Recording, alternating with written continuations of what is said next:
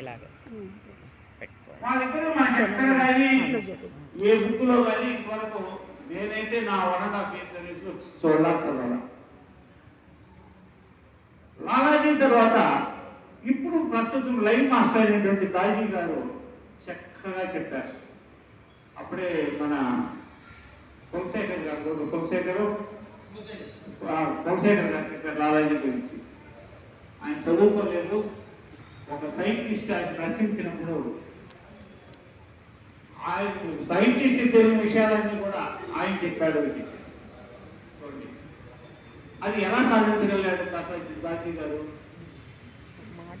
కేవలం మెడిటేషన్లో నుంచే సాధించారు. కాబట్టి మనకు లాలాజీ ప్రిన్సిపల్స్ ఆఫ్ కమ్యూనికేషన్ దగ్గర నుంచి దాజీ ప్రిన్సిపల్స్ ఆఫ్ కమ్యూనికేషన్ వరకు చక్కగా ఈ కమ్యూనికేషన్ స్కిల్స్ గురించి వివరించారు.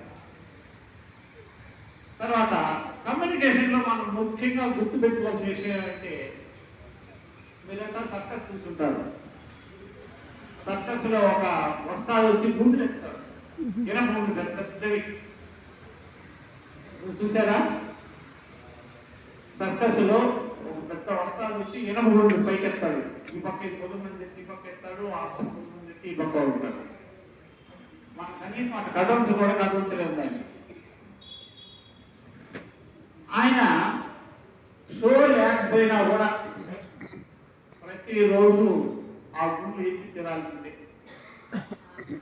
ఒక్కరోజు దాన్ని బ్రేక్ అయితే మసలు షోలో ఆ గుండు ఎత్తలేదు. సాధన ఏమా? సాధన చేయడం అంటే రోజు అలవాటు, ప్రాక్టీస్. ఇంకా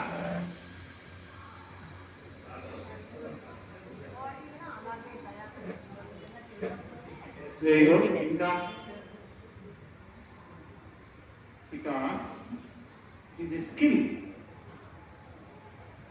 లాంగ్వేజ్ అనేది స్కిల్ సబ్జెక్ట్.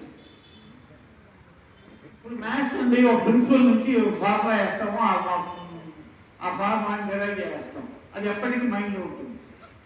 బట్ లాంగ్వేజ్ అలా కాదు. ఏ లాంగ్వేజ్ అయినా కానీ ఇట్స్ ఏ స్కిల్ సబ్జెక్ట్. రోజు మనం ప్రాక్టీస్ చేస్తూ ఉంటేనే మనకు అలవాటు. ఆ లాంగ్వేజ్ని మనం రోజు ప్రాక్టీస్ చేయలేదనుకోండి రాదు.